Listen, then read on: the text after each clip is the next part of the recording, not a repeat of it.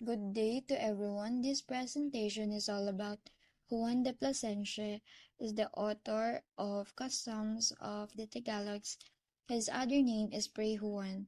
He was born in Extremadura, Spain in the 16th century, then died in Lilo, Laguna in 1590.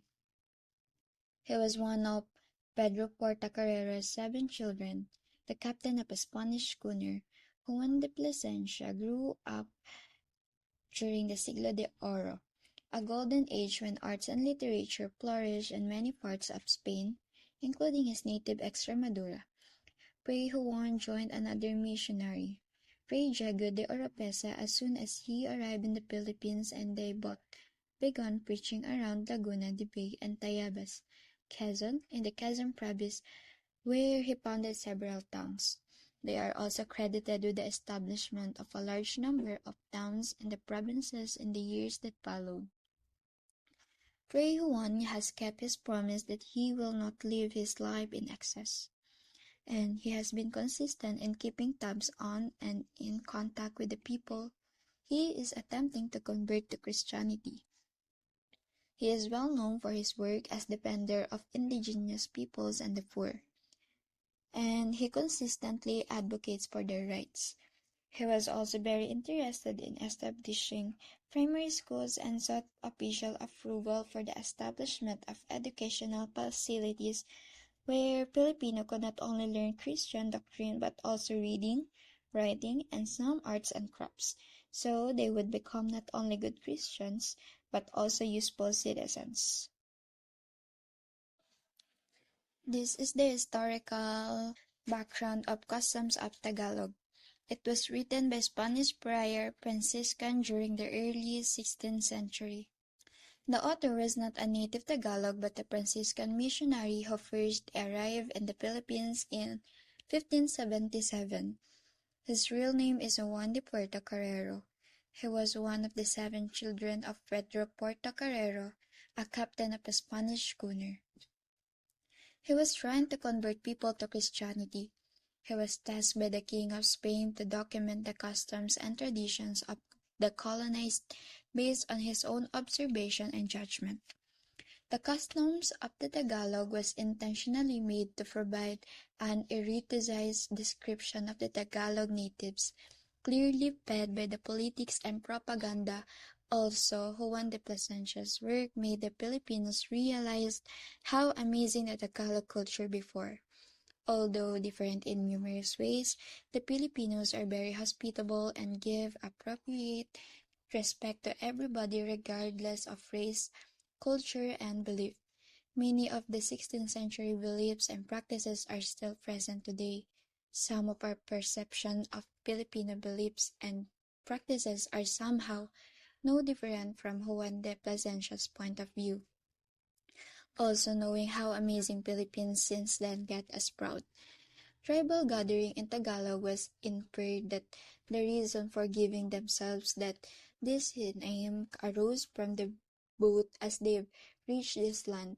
It is ascertained that this barangay and its origin was a family of parents and children, relatives and slaves. Slaves were fed by their master, while farmers or slaves, they were fed by their mother, while farmers were given them part of their harvest based on their handwork for them to eat. When it comes to worship of Tagalogs before the introduction of Christianity, the Filipinos were mostly pagans. They were worship spirits which they believe dwell in objects like trees, mountains, rivers, etc. They also believe in a supreme god or deity. Because of their belief in deity and inanimate or living things, their religion was called animism. They also practiced divination to see whether weapons such as the dagger or knife were to be useful and lucky for their possessor whenever occasion should offer. To specify, their aim is to remove the rheological and colonial infeed of the Western, but a country that acquire and unite the best Spain, and other Western countries, and our own culture and society in support of being a Filipino. Fray Juan de Plasencia's account tackles about the everyday living of ancient Tagalog. The first chapter of Plasencia's account tackled the earliest and their form of government. The second section revolves around the pre-colonial religion and beliefs of the Tagalog, primarily their form of worship. Before the Spaniards came to the Philippines, there were settlements composed of villages called barangay. Barangay is originated from the word balangay, which means sailboat. A barangay is often consists of 30 to 100 families. The one who governs a barangay is called Datu. Datu is a chieftain of the barangay. He served as the decision maker and the captain of war. Maginoo served as the council of elders that assist the Datu in trials. The form of government in each barangay is monarchical in nature.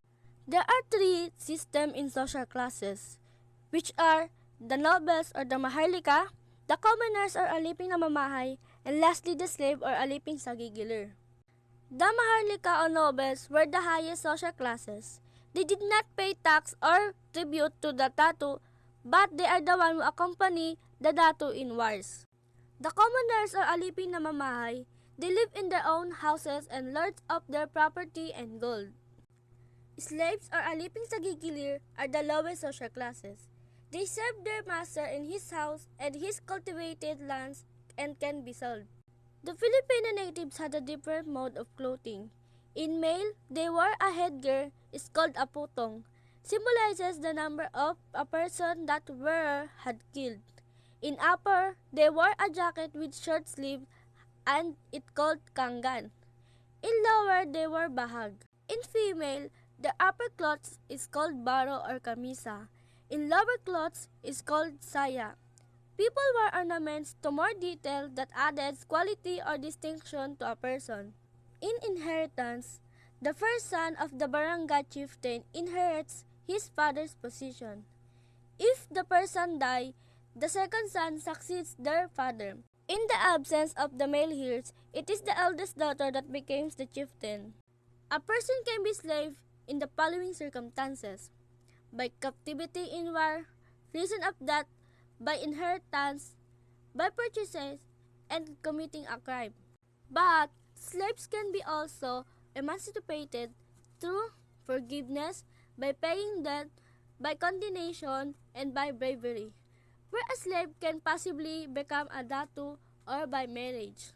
In marriage of customs, men were in general monogamous while their wives are called asawa. The courtship begins with paninilbihan.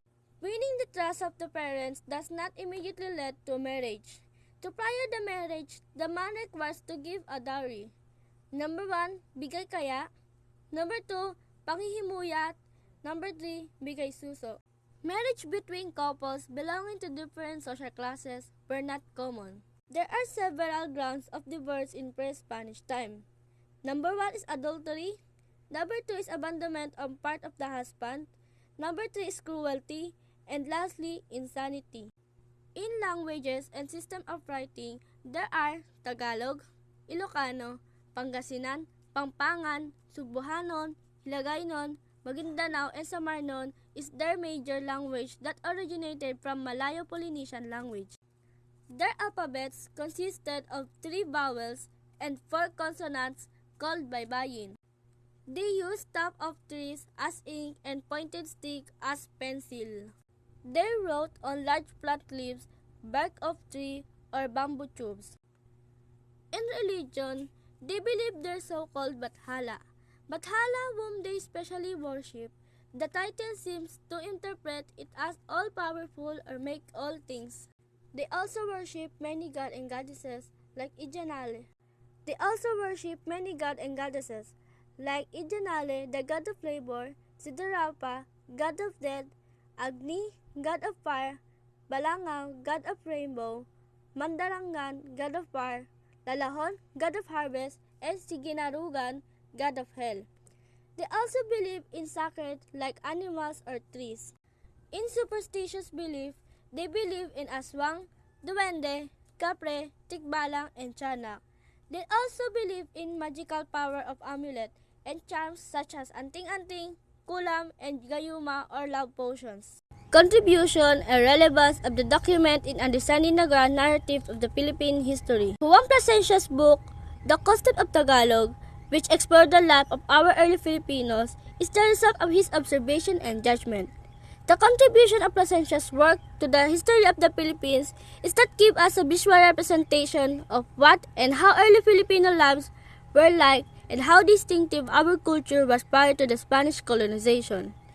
Through his work, we are able to distinguish the 3K system with the barangay that consists of the different social classes of early Filipinos back then, which are the nobles or the maharlika, the commoners or the alipin na mamahay, and lastly, the slave or alipin. We are not using those three social classes anymore. However, our primary social classes that exist in the Philippines are the low-income class, the middle-income class, and the high-income class. Throughout time, having a barangay as their government is the same as having the smallest unit that we have now in the different cities. Although many critics claim that it contains biases and prejudice, most of the material is still relevant to the history of our country and society. Our original civilization would have been impossible to trace if there had been no record to the past.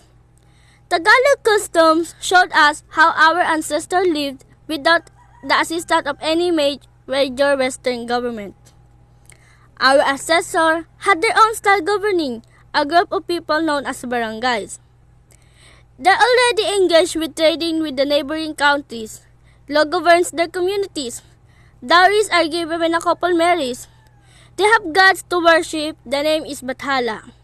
They already had tradition before the Spaniards arrived, and all of this custom deserve to be documented in the Philippine history. This custom proved that our culture is far more dominant than we assume. This is where all began for us. Our history did not begin with the arrival of the Spaniards. Our history is far more complicated than that. In conclusion, the custom of Tagalog, like any other colonial text written during the Spaniard colonial period, was written with the intention of providing an exhaustive description of the Tagalog natives that would have been appealing to them. Clearly fed by the politics and the propaganda and operated with the Western gaze, Plasencia's finding has far-reaching consequences. This study served as a foundation of Spanish laws and policies in the Philippines, allowing Spaniards not only rule but also reconfigure and reconstruct the Philippine history.